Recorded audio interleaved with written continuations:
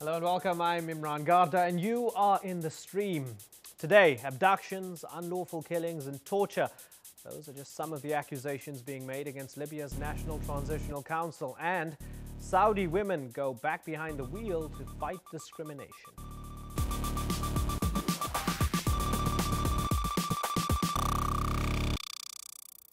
As always, our digital producer Ahmed Shihabuddin is here looking out for all your feedback. We've got a lot of feedback regarding Libya and Saudi. Look forward to it. Ahmed. Next to Ahmed is Sultan Al-Qasimi, who's a columnist from the UAE. Now, Sultan, Time magazine says you're one of the top 140 Twitter feeds to follow. What makes you so special? What's your secret? I have no idea. Actually, what I did was I found a niche market at the beginning of the Arab Spring, which was to instantly translate from Arabic into English in detail, speeches of Arab leaders and just announcements and breaking news. And so I found that, for instance, during that very famous speech of Gaddafi, the day after Ben Ali fled Tunisia, in which he said, you would be so lucky to have a leader like Ben Ali. You should want him back. You should try to, should apologize to him and bring him back. So, the news wires would generally translate about, several lines of that 2.5-hour speech. But I went all out and I translated the entire talk. As we were chatting pre-show, you said that you feel that these are the first 5 minutes of the Arab Spring, if it was an hour-long show. So what are you following at this moment in time in, say, minute 6 of the Arab Spring? Well, obviously, Syria is a big story for us all. We're very concerned about what happens there. We're very concerned that the fledgling, movements in Egypt and Tunisia, find their way, and for us, the people who actually change the regimes are able to come together and not let the old political parties take over and speak on their behalf. Now, as we talk about Libya and Saudi Arabia as well today, feel free to chime in with your own thoughts and even questions for the other guests. Welcome once again to the show, Sultan. Now, as always, we want to know what stories are important to you. You can pitch your story ideas to us using the hashtag AJStream. Hi, I'm Mayal Hassan. I'm a writer and doctoral student studying Arab American and Black American encounters, and I am in The Stream. Now, African migrants in Libya say they've been singled out for arbitrary detention, abuse and torture. I just want to show you one of the videos that's been circulating here. It says black refugees from Libya interviewed rebels, Al Jazeera only criminals and liars. Are quite upset with the media as well, including us. Let me just give you a taste of this. 4000 تقريبا 4000 ولا واحد منهم مرتزقه. طيب ليش جيتوا على مصر مش على تشاد رحتوا؟ مسكره الطريق. مسكره؟ ممنوع يعني تمروا منهم. طيب شو بتقولوا للي بوصفكم مرتزقه؟ انتم مرتزقه. كذابين. طيب القنوات. They attack us and make us wear yellow caps, and these are all lies about us. They say, let me just continue playing this for the moment. Since February, reports of mercenaries from sub-Saharan Africa fighting on behalf of Colonel Muammar Gaddafi have come from numerous sources and have been widely circulated via social media such as this. Now, Colonel Gaddafi said he would use foreign fighters to counter the rebels. He did say it, but didn't necessarily mean it was true. NTC officials claimed that black Africans were in fact fighting on behalf of Gaddafi. Turning the tables, Saif al-Islam Gaddafi alleged that rebels were using foreign elements, including, quote, Arab brothers and Africans, to create havoc. The accusations created a dangerous atmosphere. Let me take you back to that picture that I showed you just a minute or so ago. You can have a look here. This is from Flickr as it loads up, and it's got quite a heavy editorial at the bottom and a caption, but it shows black Africans in a state of what can be deemed as persecution there. It's created a dangerous atmosphere for those with darker complexions, and this is whether they were actually Libyan citizens or not. Human rights groups say allegations regarding mercenary forces proved to be largely unfounded, Amnesty International in particular. Now, despite this, many were tortured and killed because they were suspected of fighting or supporting one side or the other. Well, the ongoing conflict has created that climate of fear for Africans and Libyans alike. Joining us to get a better understanding on all of this is Patrick Coburn. He's the Middle East correspondent for The Independent. Welcome to the stream. Great pleasure having you on the program, Patrick. To what extent do you think this has been a witch hunt of sorts against African migrants, innocent African migrants who weren't holding any weapons? I think it's almost entirely a witch hunt.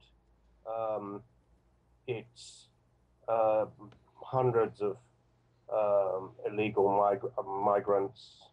And remember, there are about 1 million to 2 million of these in Libya have been picked up off the streets and thrown into jail, detained, no evidence against them. There were some mercenaries from Chad and Dhofar used by Gaddafi, but most of this was propaganda.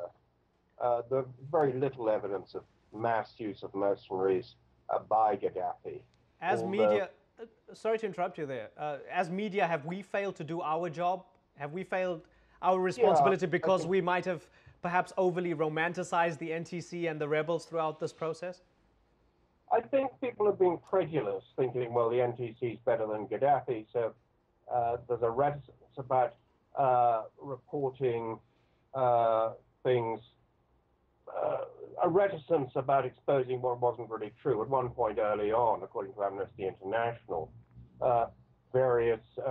several sub-Saharan Africans were presented at a press conference by the rebels in Benghazi as mercenaries. This was taken on board by the international media. Sometime later, these people were quietly released by the NTC because they were just laborers. And remember just how many there are of these people. You know, that's 1 million to 2 million people. That's an awful lot in the country. Patrick, we have a tweet from Tipolitanian saying revolutionaries have captured mercenaries with wads of cash, foreign passports, and weapons. Doesn't sound like a migrant to me. And a follow-up tweet saying if they were migrants, they should have left a long time ago, and therefore he's concluding that they were Gaddafi mercenaries. Does this seem logical to you?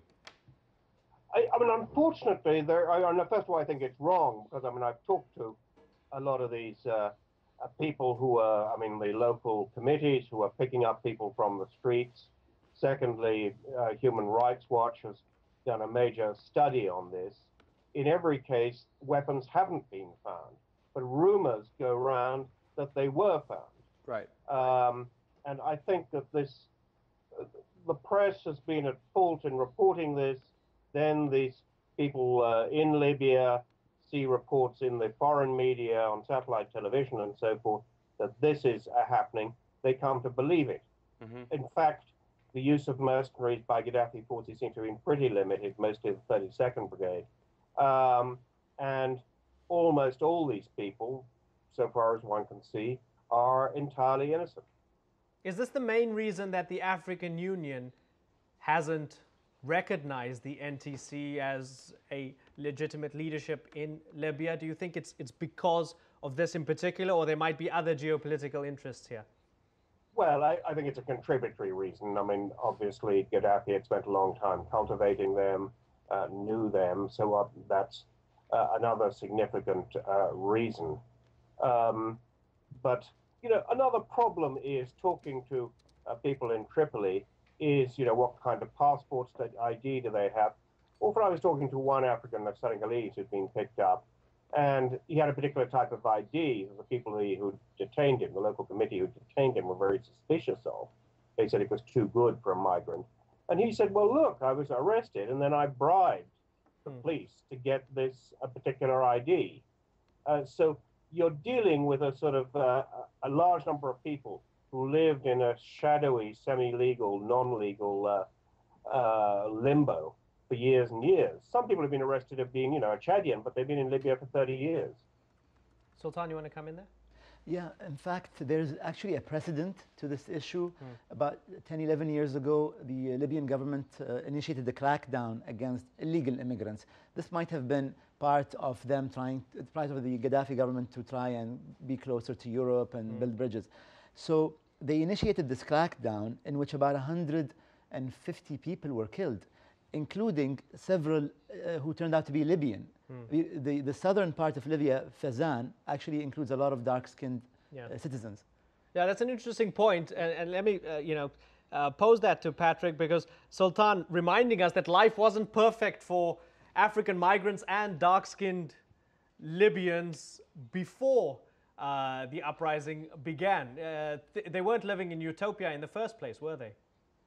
No, I mean, he's quite right. I mean, these were these lynchings in year 2000, which was encouraged by the government. I mean, the Gaddafi government sometimes cultivated immigrants, brought people in, then would attack them as a source of crime. At other occasions would say they were all going to be expelled unless they legalized their position. But actually, a lot of these people were already the backbone of the economy. They couldn't do it. But what that adds up to at the moment is that you have a very large number of people who are in Tripoli and elsewhere who are completely vulnerable because so many people believe that Gaddafi's whole army, all his forces, were made up of mercenaries from Central and West Africa. Patrick, on that note, we understand that in the Arab world, and some people could say even in the entire world, racism or prejudice against people with darker skin or black people is prevalent, at least in the Arab world. We have Larry Olisa on Facebook saying, in every tussle, be it economic, social, or political, the black man bears the brunt. And then he had a follow-up comment where he says right here, I hope the stage is not being set for the black minority in Libya to be repressed and silenced by the new Libyan regime, perhaps the NTC. So looking forward, what would you anticipate? You agree with Larry? Yeah, I mean, the NTC, I talked, for instance, to them, I talked to Abdul Hakim Belhaj about it. They sort of say, yeah, this is pretty bad, but, there's nothing much we can do about it, or it's not our priority. And that's, what worries me is, you might have a situation going back like in 1991 in Kuwait, when much of the Palestinian community was expelled, accused of sympathizing with the Iraqi occupation. People are het up. There's a lot of hysteria around, and a completely vulnerable minority could find itself, expelled in a few months. Interesting that you mentioned that members of the NTC are saying there's not too much they can do. It's not just the NTC involved here, of course, and you're one of the journalists who has to remind us every so often that it took over 7,000 airstrikes to get the rebels to Tripoli. Those airstrikes coming from NATO, the largest fighting force the world has ever known. NATO is invested in this. I wonder, what can NATO do and the so-called international community? Surely there's a certain responsibility on their part to address this issue. Yes, I think they could put, they talk to the NTC, but they also talk to the military leaders in Tripoli, and they should be able to say, look, give this a priority, give orders that this has to stop happening. Because it's not, certainly in my experience, that the local committees in different districts in Tripoli are out of control. It's just, I think that if you gave an order, that order would probably be obeyed. So I think it is something you could do about it. This isn't anarchy at the moment, fortunately, that we're facing. There's still a pretty tight security control of Tripoli. Patrick? So I think it could be done. Sorry about that. We have to end this segment for now because we've got to move on to Saudi Arabia. It's been a great pleasure talking to you. Fascinating insight. Patrick Coburn joining us there via Skype. Thank you. Now, of course, the stream is at the heart of a global conversation. Let's give you an up-to-the-minute look at the Twitter avatars of the people who are talking with us and you right now.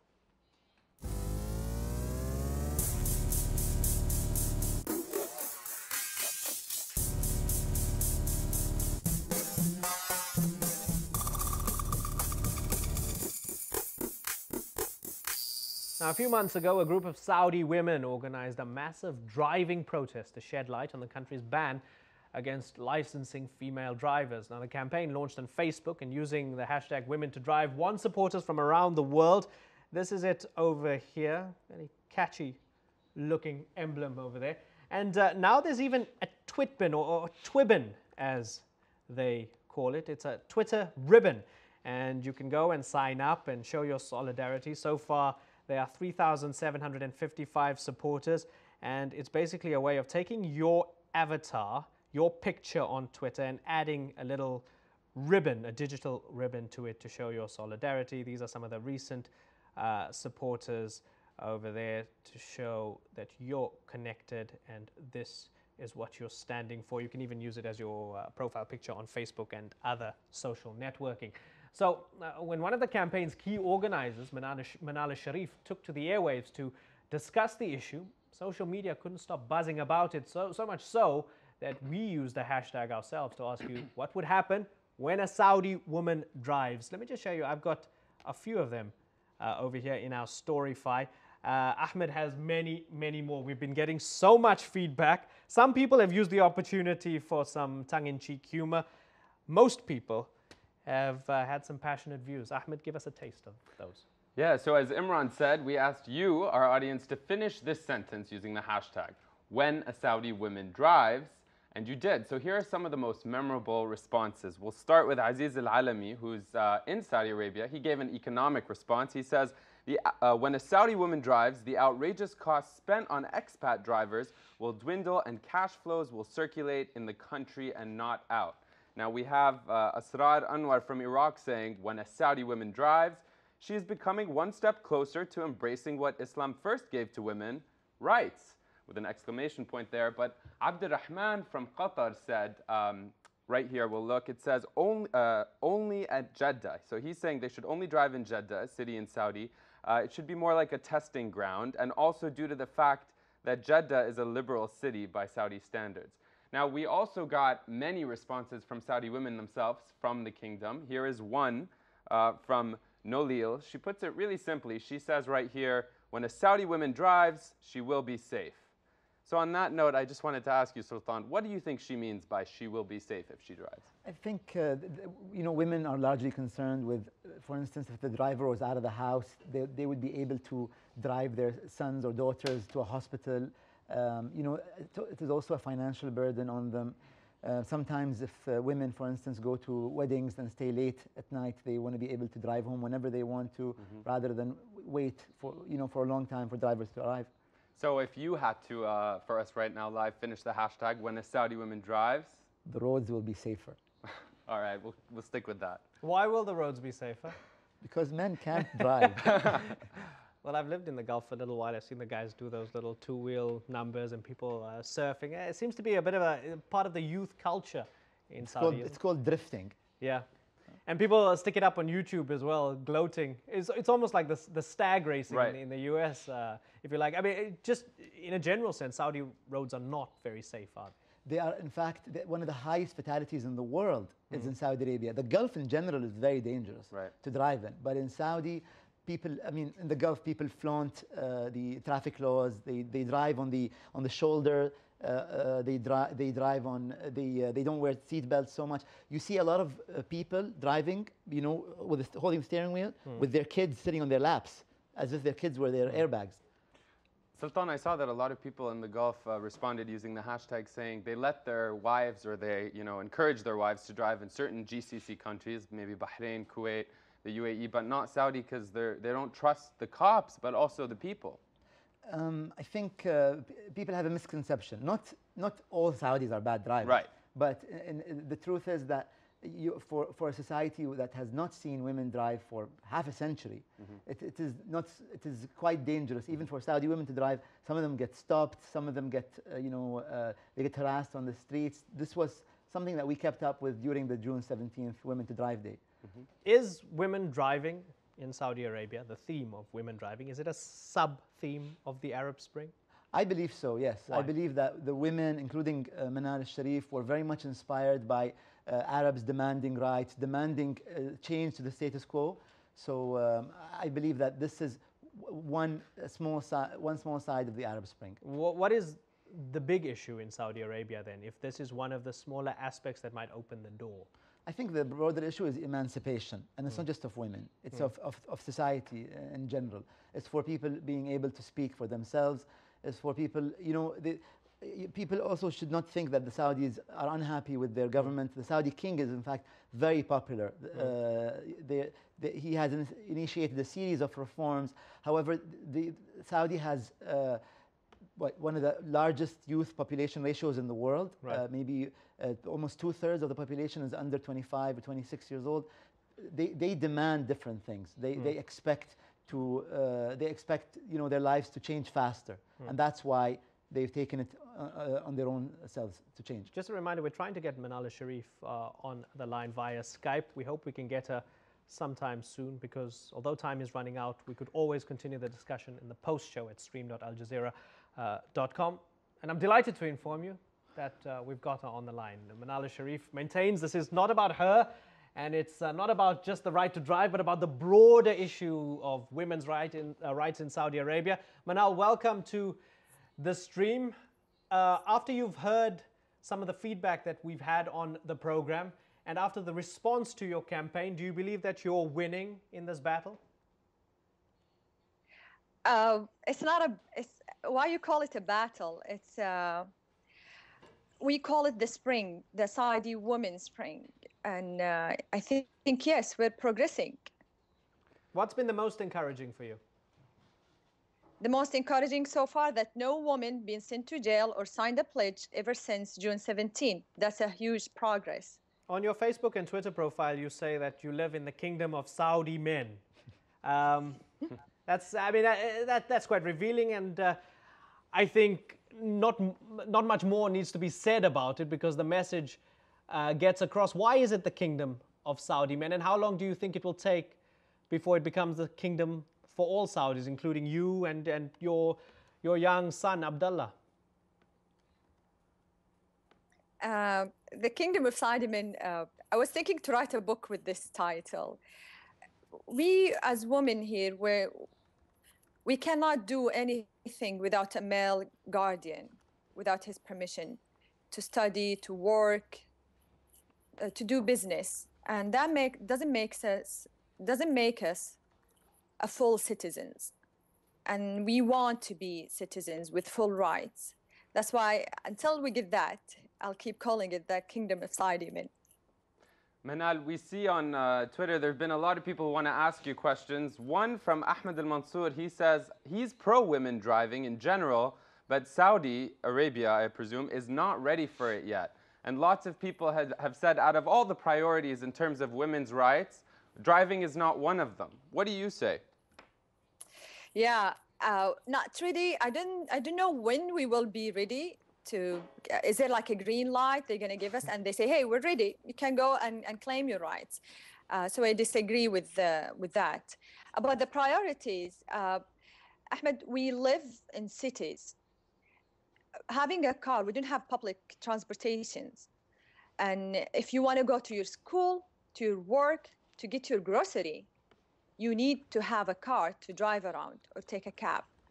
And women, you can't ask them to go and fight for the big rights, and if they didn't get the small ones or the basic ones. Well, talking about those rights, sorry to interrupt you, Manal, very recently, the Shura Council, which advises the king, has said that women will be able to vote in municipal council elections. Do you see that as a big victory? Actually, in the last 3 months, there was a huge progress in lots of things. One of them is the municipal election. I won't see it a big victory until, inshallah, King Abdullah approve it. That will be victory. And until a woman can stand for election herself, not only have the right to vote, that's a victory. Manal, we're going to leave it at that for the moment. You're going to stay with us, and we'll continue the conversation with our community online. Stream.aljazeera.com is where it will happen. For our TV viewers, we'd like to thank Sultan. Thanks a lot for joining us. Stay where you are. Stay on the orange couch. We'll continue the discussion about Saudi women driving on the other side of this. Ahmed, thanks for that, and thanks for watching. Don't forget you can watch us on YouTube, stream.aljazeera.com, or we'll see you next time. Bye-bye.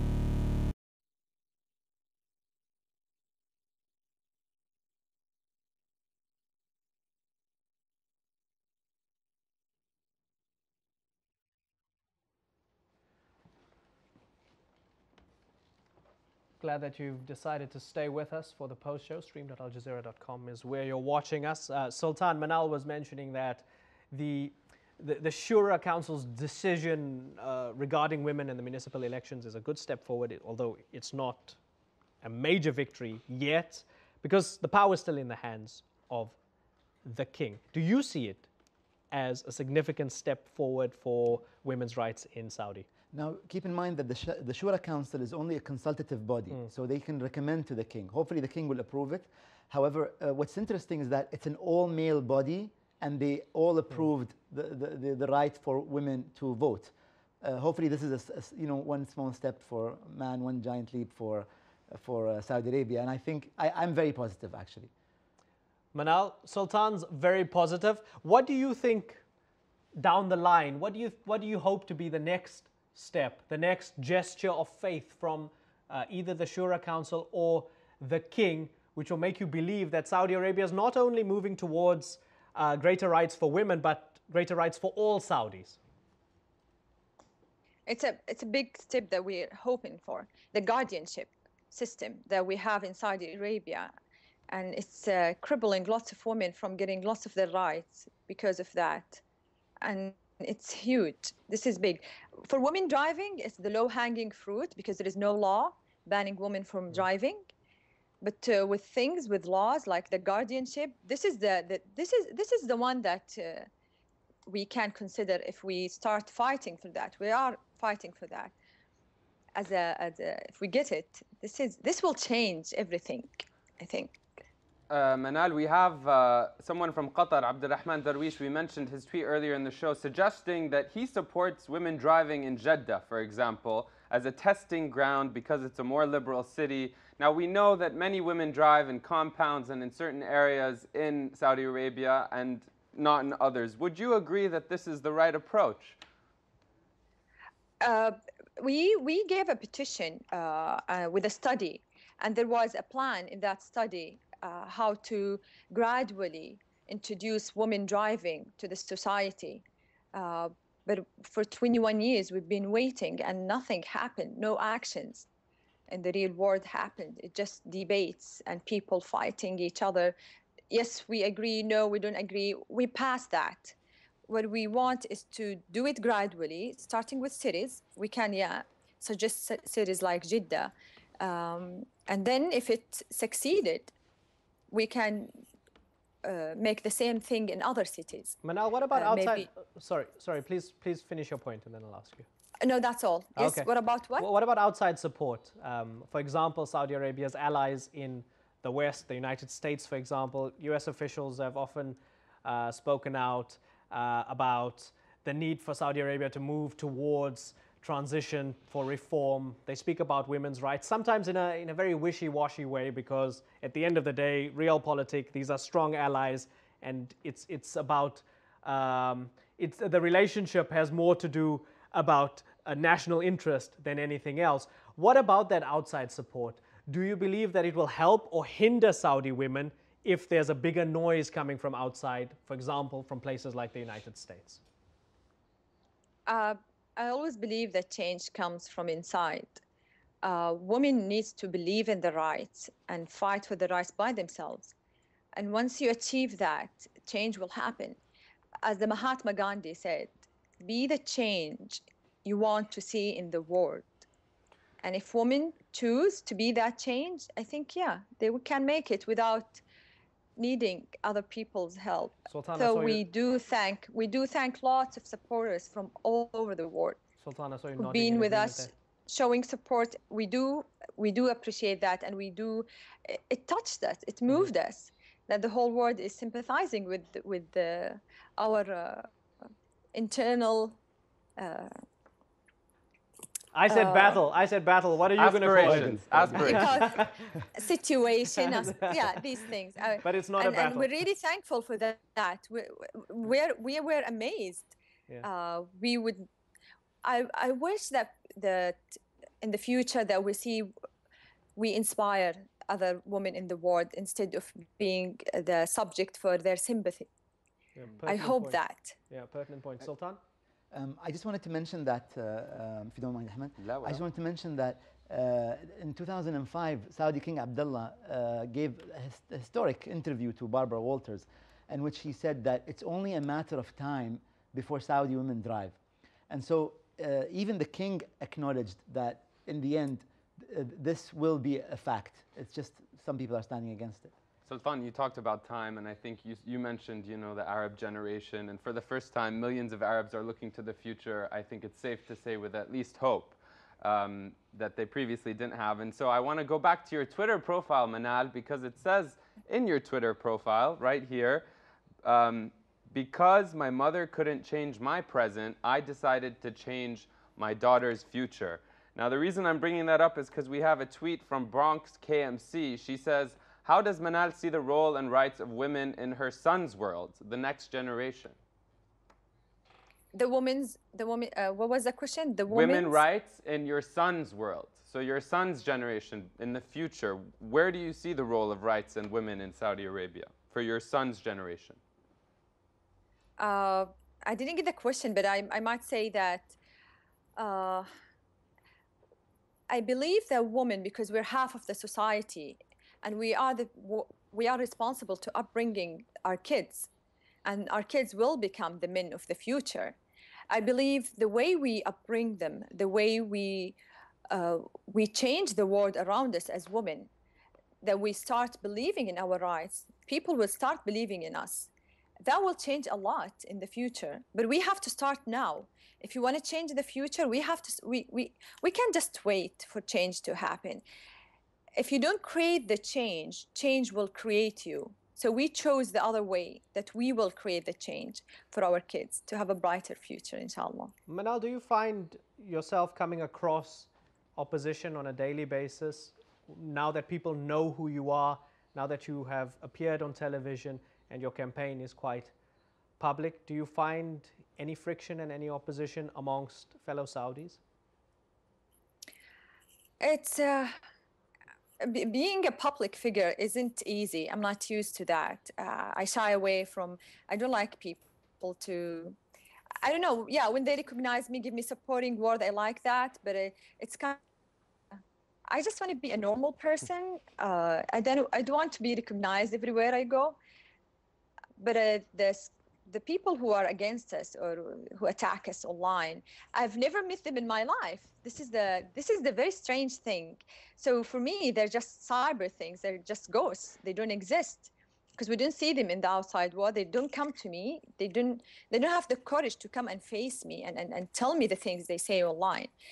But the people who are logical, they come, they talk, and we discuss.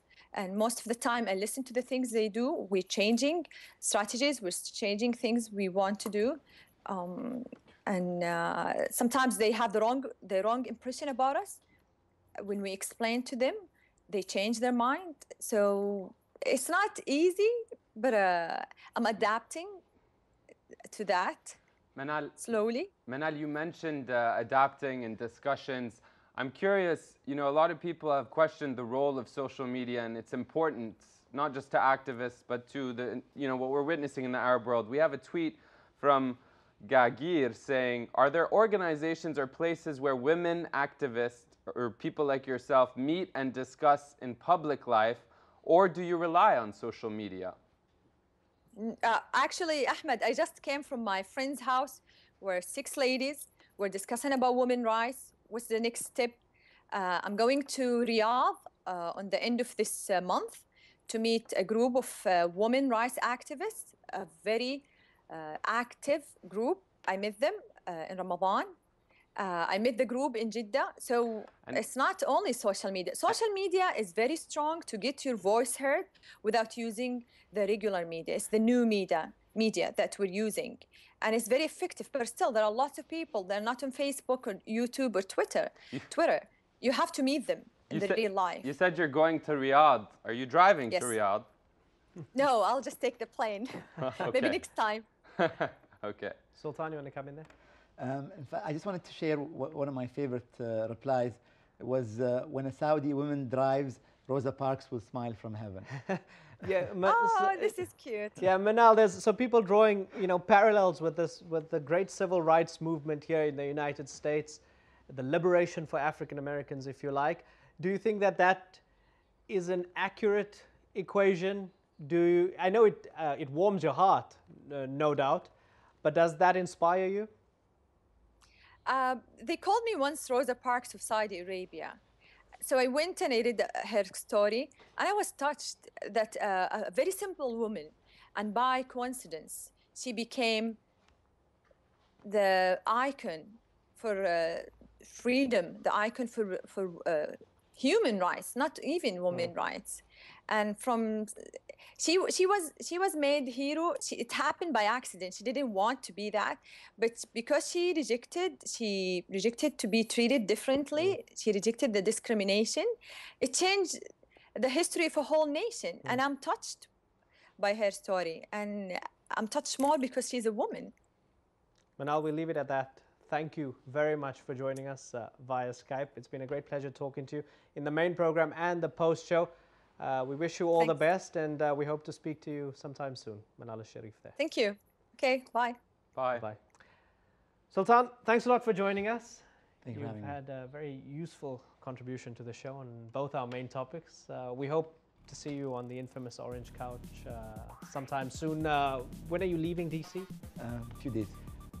Well, you better pass through town again so you can join us on the stream. I will. Thank you very much. And what's your Twitter handle again? We've got it up there, have we? What's Sultan Al-Qasimi. Yeah, so we can, well, how many followers at the moment? 78. 78,000. We'll try and get 79,000 by the end of today. Thanks a lot, Sultan. Ahmed, thanks once again. And thank you for watching us. We'll see you tomorrow. Bye-bye.